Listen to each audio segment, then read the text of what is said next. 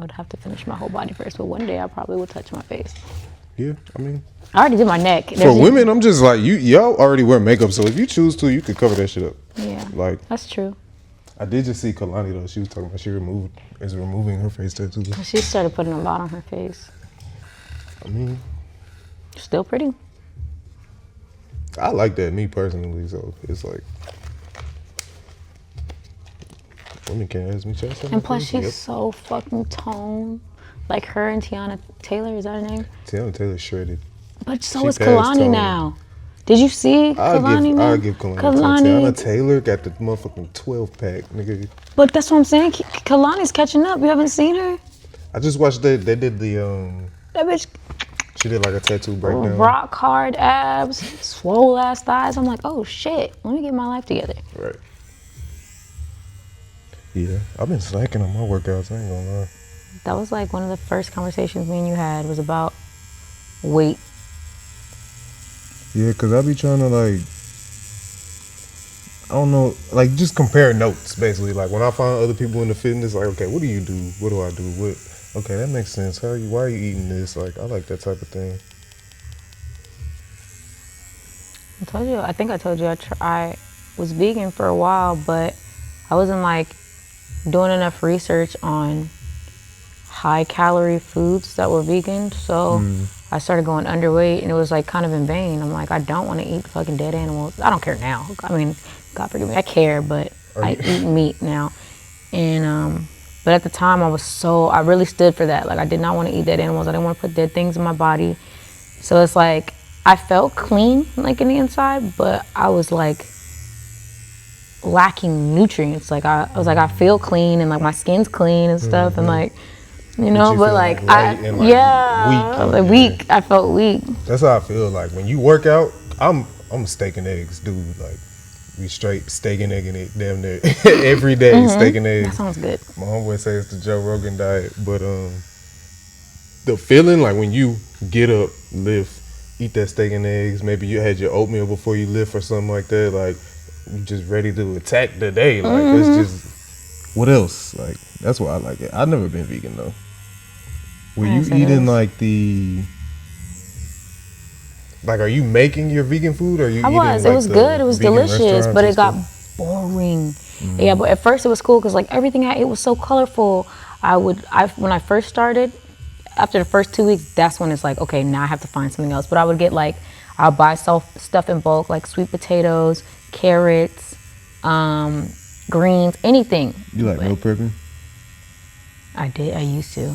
But like I said, it became... You said you lost 200 pounds, right? So I know like diet played a big role in there. Well, I had a surgery that also helped. And I mean, once you have the surgery, you wake up still fat, of course. But it's called VSG, and some people, they get like you know, the temporary thing when there's like a band around your stomach. That's not what I got. Like I got the actual organ, your stomach, the big sac in your body that expands and makes you fat. Like I got that removed and sealed up and closed. So when I eat, even to this day, because I didn't really qualify for the surgery, but to this day I can feel it going through. That's why I have to like eat small portions. I can't eat a lot. So it's like, it basically. So was it easier then, like not eating meat because of that? Yes. Yeah, that makes sense. What made you get it? You were just like, I'm tired of this, just wait? Honestly, honest to God, the truth about the day I knew I was gonna do it, I was hanging out with my friends. This is when I was like super Jesus freak, and the only friends I did have were like church friends. So there's this white couple, and they were both obese at the time, and they were overly obese, both of them. And I was fat, but not obese to qualify for the surgery. But she had told me about a friend. How big you gotta be to qualify? I don't remember, but we kept saying I was 200. I was 198, and even being 200 wasn't enough. We had to say that he sent me specifically to a sleep lab test. I was like, oh, there's one closer to my house. He's like, no, go to this one, because he needed them to approve me and say like, you have mild sleep apnea, because me just being 200 pounds was not enough. Any real doctor would tell you, no, you can work out and you can lose that, You'll be okay. It's like an experimental procedure or something? Or? No, they're removing your stomach. You have to be obese. Yeah, you have to be. They're removing your real stomach, your real organ. Your body has to be able to function without. You're supposed to be so fucking morbidly obese that your body can deal with that. I couldn't. So I had complications. Like when I was supposed to be able to drink liquid, I was still throwing up water. When I was supposed to be able to eat pudding and Jello, I was still throwing up water because my body wasn't ready. It was just like, what the fuck? Like, you woke up without your stomach. You still got all these big ass body parts and all this shit, and you don't have a stomach. Like, my body was like trying to compute. Like, yeah. So I ended up, like, at first it was kind of cool because, you know, like, you get on the scale and every single day in your mind as a fat person, you're losing a pound. Like, that's really cool. And then after like the first 50, there was a pause and I was like kind of worried and nervous. How long did it take for the 50 to drop off? I don't remember, but I know the 100 was within like a year.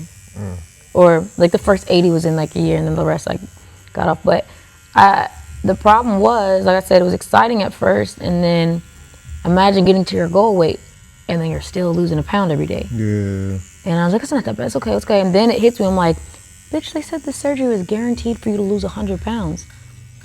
You only got. And I'm like, you're gonna be 100 fucking pounds. So now I'm freaking out. And at first, I didn't realize it because people were like, I thought everybody else was just being dramatic. Like people that I went to school with and stuff, if they would see me, or like ex-coworkers, they would like grab my arm and like check for marks. I'm like, bitch, what are you doing? They're like, we thought you was on drugs. I'm like, no, I had surgery. Yeah, no, because losing weight that fast, like, people are gonna assume like. Yeah, I was like, I had surgery. They're like, oh, okay. And then one day I looked in the mirror and I could see all like the bones in my chest. And my arms are little now. So imagine then, like, they were so little.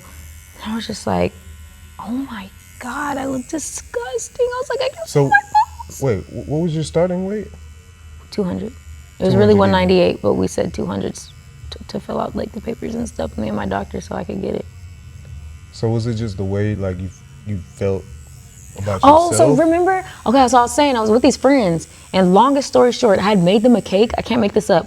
A big ass colorful rainbow cake, was so cute or whatever. And the friend that had the surgery that she told me about, she was with us and she could only eat in like small portions. Between me and the couple, we finished the fucking cake. Big ass cake that I made. And I remember I like looked at them and I was like, they're happy. But I was like, but they're married.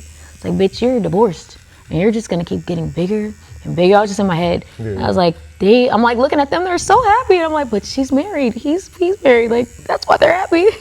Like, do you want to get bigger? I'm like, your body can actually get bigger than it is now. Do you want that? So I had talked to old girl, her friend, another white woman, and they were telling me like, he'll get you qualified, like even if you're not. They're like, the only thing stopping you is probably you're not actually obese. Your BMI has to be way off. Yeah, because how tall are you? 5, almost 5'1". I mean, 200 is big, but it's not like, you know. Don't get me wrong, I have so many pictures on days where I felt beautiful, sexy, even like gorgeous as fuck, but I didn't want to be fat and I didn't want to get any bigger. That was the scary part for me. Like when I was looking at them, I was like, your body can literally expand and get just like that if you don't do anything about it. I'm just thinking that like people are gonna like say someone sees this and they're gonna be like, that's not that big. You know what I'm saying? Like I know a lot of people that are around their weight, especially being with like the fitness. For me personally, I like right now I'm probably like 150, 160. I like, my goal is always 180 of like muscle, but even when I got to like, I think the highest I got to was like 175, I did feel like overly heavy. So really? I couldn't imagine, because I've always been, you know, light. So I couldn't imagine like, how drastic of a change is that from how you felt then to like how you feel now? Because you don't look like you. I always felt like I was supposed to look like this. Like my personality, like when I'm like, I wanted to be picked up and, you know, I want to be that mainly that. Like I want people to be able to pick me up like it's nothing. Hey, there's some people out there can pick up 200 now. And they could, I ain't gonna lie to you, but I still felt like a big bitch. Yeah. You feel like I like being able to wear certain things. Like, I could when I was a big girl, but it's like, everybody was so into like BBW and like saying you're BBW. I'm like, no, I'm fat. And I'm like, y'all can be as sweet as you want. I know what the fuck fat is, because I watch myself get like this. Like, this is fat, and I don't want to be fat. Were you like, when you're younger, you were smaller? Yeah, my weight would fluctuate though. So I would get chunky and stuff, but then I would diet. My mom would make me diet. I wasn't allowed to. Why? I hope you asked me some of this in the interview. Oh, we going right now. Oh, we are? Yeah. Yeah. We just don't have a close-up, we waiting on the crew, but we don't got the close-up camera. But yeah, just gonna be in there. So growing up, like, I was very sheltered. Like, I come from a 2-parent household. And my dad, like, I was born and raised in New Orleans, Louisiana, right? I was not allowed to leave the sidewalk, and I went outside with a high-tech walkie-talkie. When Katrina happened and we came here, I was not allowed to have friends, and I was not allowed to join curricular activities. I went against his wishes on my, like, last year in high school and went and ran track. And I remember they were like, my parents were like, well, we're not paying for your uniform. We're not doing, I'm like, I don't care. I was like, I'll do it. I'll figure it out. I'm going to do it. And that was the smallest. They just don't want you mingling with the people that are in the area? Or they never wanted me to. I don't know if it was just like because of where we grew up and that's just what they were used to teaching me and they never just like let that go, or if it's just like my dad's thing, because like my pops, he don't really have many friends, he's to himself. He has what he wants in life. He has his wife. They've been married since before I was born and they still married. So I don't know, he always raised me not to trust anyone. But I'm trying to figure out, what is you running track and field gonna impair that? Like, they didn't want me to do any curricular activities. And when I was in New Orleans, they put us in choir, me and my brother. Like, that was what we were allowed to do. Did y'all go to the church? Yes. I was raised Catholic. Okay. For my whole life, really. I don't identify as Catholic anymore, but I still respect the tradition and appreciate, So whenever the person it's made. You did track and field, you ended up doing it. But I ended up getting kicked off because this girl called me the N-word and I beat her up and I went to jail. You went to jail? Yes. Where you beat her up at? On the field? At school. So what I had to realize, and I teach my own kids this to this day, these children do not want the smoke. Like, if somebody's talking... Well, majority of people don't. I didn't realize that. I didn't know that. It was really bad. It's a white girl, too. So, like, we're in the hallway. I'm like, what's up? And it's like, back in the day, like the white kids, a certain kind of white kids, they had like the camouflage outfits on. So it's like her and these other dudes with their like camo jackets and pants on, just standing there. And I remember they're just standing there. They didn't say nothing, they didn't do anything. And I'm just like I start hitting her. And she's like, oh. And I'm like, so I kind of stop and I'm like, why are you not? Yeah. And I'm like ready for her to get up, and mind you, and it's a white girl too, so it's like she was not trying to fight me. It's like I didn't think about white privilege. I didn't think that she called me the N-word and think like life is just gonna go on. And the worst part about it was she didn't even call me it in school. She called me it the day before, and I was just holding on to it. The day before school. But like she was driving. We live in the suburbs in Spring, and there's 2 subdivisions next to each other. She lived in Fox Run, I lived in Legends Run. And I was walking in Fox Run, and she yelled it out the window. And I held on to it because she was always picking yelled it out the window. Yeah, she was always picking on me in school. And I just remember in my head, I'm just like, bitch, this is not Disney Channel. I'll beat your ass. Like, I'm not coming to school to get bullied. Like, what is even a bully? Like, what is this? Yeah. Like, I'm not going for it. And that's all I could think about. So I was waiting. I remember this girl at the time I was friends with. I told her what I was about to do. She's like, no, you're not. And I was like, I am. Come see. So it was just all bad. Like, the girl wasn't ready, like nothing. So mind you, that's why my coach found out. She's like, we don't beat up our teammates, like turning your uniform, like. And so then you went to. So how did you go to jail? So I'm beating her up. She's making all this noise. I stop. I'm like squaring up, waiting for her to get up. She still won't fight me. So I hit her one more time. And I'm like, it's done. Like, this is really bad. Like, there's a crowd around. Like, this girl's not fighting me back. So then she gets up and she goes like this. No. Because you rushing through it. So, okay. Look. You go to school. Bitch, you said that shit yesterday. Okay, yes. So all I can think about... No. So I'm in class, and all I can think about is what happened. And we're in this positive class. What's that? Team leadership. We're in, like, this positive, happy, like, environment. And all I'm thinking about, I'm just in class, like... Ooh, so homegirl's like, what's up with you? I'm like, I'm finna go beat so-and-so's ass. And she's like, no, you're not. And I was like, yes, I am. And I'm telling her like how she's been picking on me, and she's telling me like, yeah, she's like making fun of you while you were in the bathroom the other day. And like, I'm like, okay. So I get, like I said, I know where she's standing by the water fountains. I walk up to her. Girl, I heard she was saying. Yes, messy ass. So then, so like I said, I'm fighting her. She doesn't fight back. I give her a chance. She doesn't do anything. I hit her one more time. This bitch stands up, flips her hair. It's like, and walks off. And I'm so glad I didn't say it. I wanted to threaten her and be like, bitch, if you go snitch on me, I'll kill you. Thank God I didn't, because the police came. So that would have been a whole other charge.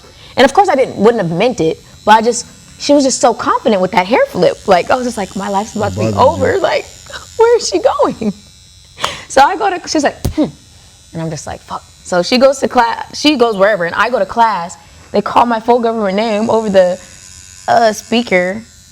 I'm like trying to play it off, like hiding. But then somebody comes into our classrooms and gives our teacher like this note that I need to come to the office.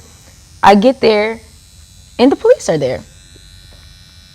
And I'm like, so I'm going to jail. And they're like, Simone, you assaulted someone. And I'm like, but, and they're like, yeah, you're going to jail. And I'm like, what?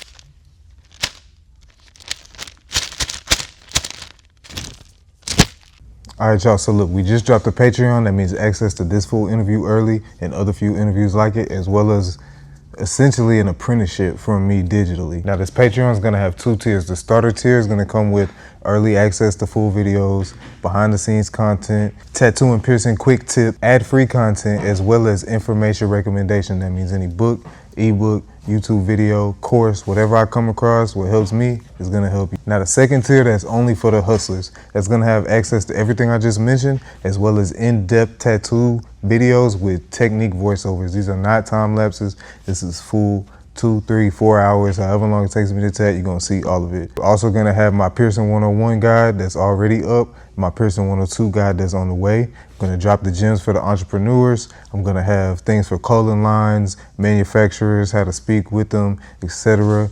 I might even do some personal critiques for those trying to be tattoo artists. Be on the lookout for that. Subscribe to the channel and subscribe to the Patreon.